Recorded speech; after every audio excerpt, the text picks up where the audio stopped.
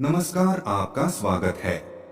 दोस्तों, गरुड़ पुराण में भगवान श्री कृष्ण ने गरुड़ जी को मृत व्यक्ति की ऐसी चीजों के बारे में बताया है जिनका इस्तेमाल किसी भी जीवित व्यक्ति को नहीं करना चाहिए।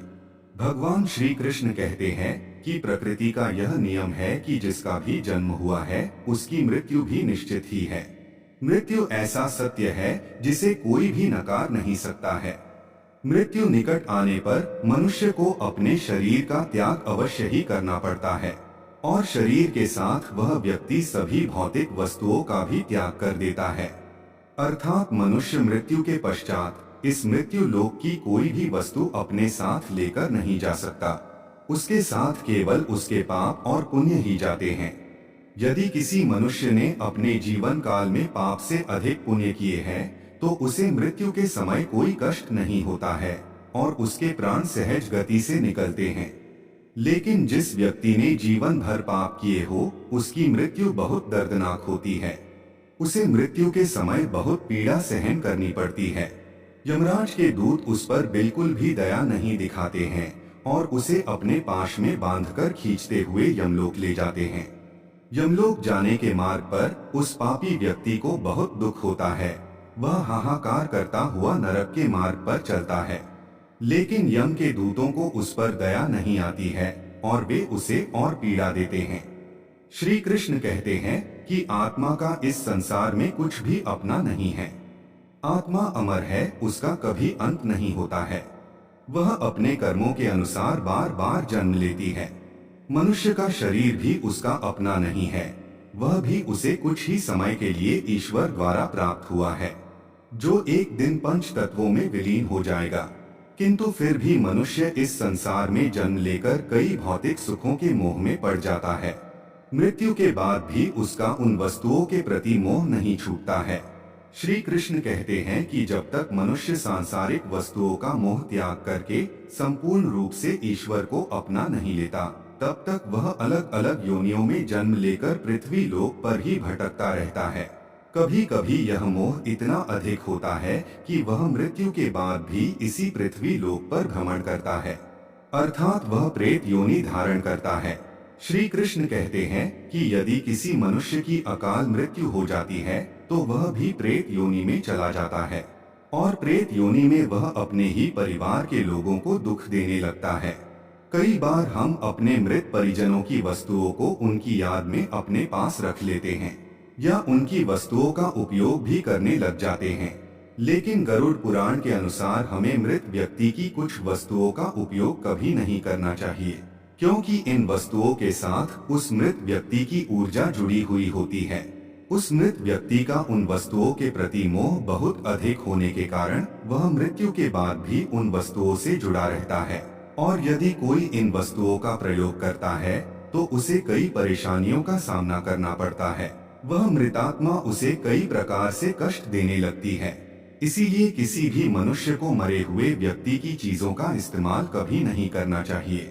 चाहे तो आप उन वस्तुओं को संभाल कर अपने घर में रख सकते हैं अथवा उन चीजों को नदी के जल में प्रवाहित कर सकते हैं, लेकिन भूल से भी उसकी वस्तुओं का इस्तेमाल नहीं करना चाहिए। उस मृत आत्मा की शांति के लिए आप उस व्यक्ति की प्रिय वस्तुओं का दान करते हैं तो यह बहुत ही शुभ होता है।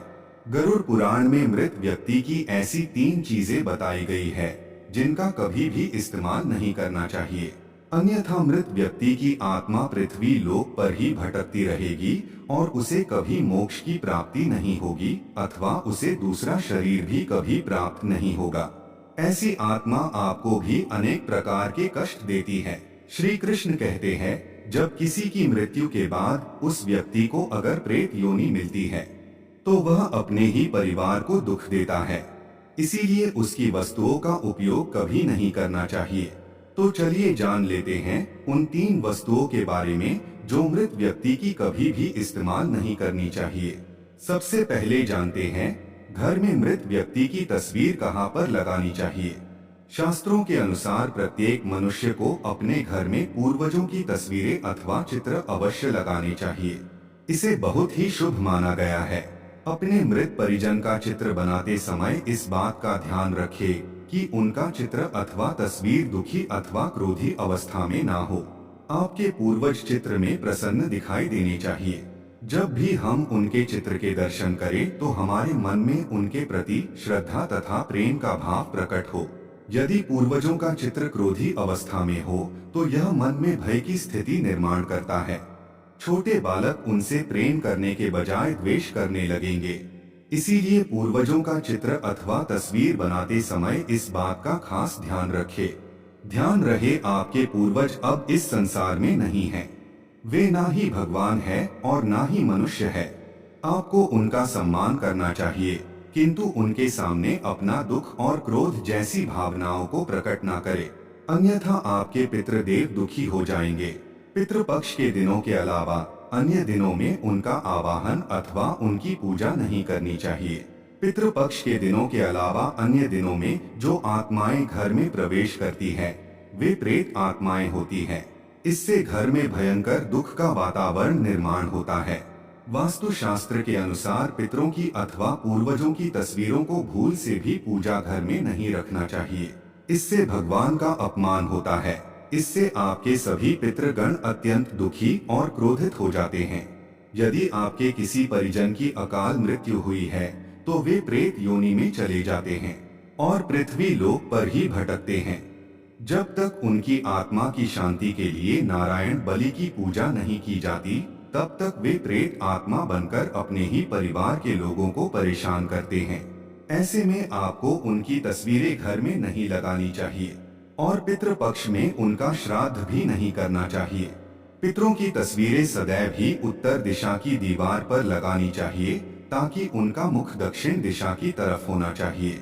इसके अलावा अन्य किसी भी दिशा में पितरों की तस्वीरें लगाना अशुभ माना गया है। खासकर ईशान कोण में पितरों की तस्वीरें भूल से भी नहीं लगानी चाहिए। पितृपक्ष में भी पितरों के लिए किए जाने वाले सभी कार्य दक्षिण दिशा की तरफ मुख करके करने चाहिए। ध्यान रहे, मृत व्यक्ति के साथ कभी भी जीवित व्यक्ति की तस्वीरें नहीं लगानी चाहिए। साथ ही शयन कक्ष में और रसोई घर में पितरों की तस्वीरें न लगाएं। आइए अब जानते हैं मृत व्यक्ति की कौन सी चीजों का उपयोग नहीं करना चाहिए। सबसे पहली चीज है मृत व्यक्ति के कपड़े। गरुड़ पुराण के अनुसार मृत व्यक्ति के कपड़ों का कभी भी इस्तेमाल नहीं करना चाहिए। उन्हें भूलकर भी पहनना नहीं चाहिए। ऐसा करने से मृत व्यक्ति की आत्मा उस व्यक्ति से जुड़ जाती है जो इनका इस्तेमाल करता है। मृत व्यक्ति की यादें उस व्यक्ति को सताने लग जाती हैं जो उनके कपड़ों का इस्तेमाल करता है, जिस कारण वो व्यक्ति मानसिक और शारीरिक रूप से कमजोर हो जाता है। उस व्यक्ति को अपने मृत परिजन की ऊर्जा का एहसास भी होने लगता है। इसलिए मृत व्यक्ति के कपड़े कभी भी नहीं पहनने चाहिए। मृत व्यक्ति के कपड़े हमेशा दान कर देने चाहिए, जिससे उसकी आत्मा को शांति प्राप्त हो जाती है। दूसरी चीज है मृत व्यक्ति के गहने। गरुड़ पुराण में कहा गया है कि मृत व्यक्ति के गहने भी उसके कपड़ों की तरह ही उसकी ऊर्जा के स्रोत होते हैं। मृत व्यक्ति का अपने गहनों से लगाव कपड़ों से भी कई गुना ज्यादा होता है, क्योंकि प्रत्येक व्यक्ति गहने खुद को सुंदर प्रतीत करने के लिए पहनता है। लेकिन जब व्यक्ति की मृत्यु हो जाती है और उसके गहने कोई दूसरा व्यक्ति पहन लेता है, तब मृत व्यक्ति की आत्मा असहज महसूस करने लगती है। वो आत्मा उस व्यक्ति को परेशान करने लग जाती है। आत्मा मोक्ष की राह पर न जाकर इसी मृत्यु लोक में अपने ही परिजनों को ही परेशान करने लग जाती है। इसलिए मृत व्यक्ति के गहनों का कभी भी इस्तेमाल नहीं करना चाहिए। व्यक्ति की मृत्यु के बाद उसके गहनों को गलाकर अन्य आभूषण करवा लेने चाहिए, अन्यथा उन्हें मंदिर में दान कर देना चाहिए। तीसरी चीज है मृत व्यक्ति की घड़ी। कपड़ों और गहनों की तरह घड़ी भी एक मृत व्यक्ति की प्रमुख ऊर्जा स्रोत होती है। गरुड़ पुराण में घड़ी के बारे में नहीं कहा गया है, लेकिन अनेकों ज्योतिष शास्त्र यह बताते हैं कि मृत व्यक्ति की घड़ी भी उससे जुड़ाव का कार्य करती है, क्योंकि घड़ी उस व्यक्ति से जीवन भर जुड़ी रहती है और उसके समय का निर्धारण करती है। इसलिए उस व्यक्ति की मृत्यु के पश्चात उसके समय का भी अंत हो जाता है, जिस कारण उस व्यक्ति की घड़ी का कभी भी इस्तेमाल नहीं करना चाहिए। ऐसी मृत व्यक्ति की घड़ी को हमेशा दान ही करना उत्तम माना जाता है। तो दोस्तों, उम्मीद है आपको यह जानकारी अच्छी लगी होगी। वीडियो को लाइक जरूर करें कमेंट में जय पितृदेव और जय श्री कृष्ण अवश्य लिखें। साथ ही चैनल को सब्सक्राइब जरूर करें। आप सभी का धन्यवाद।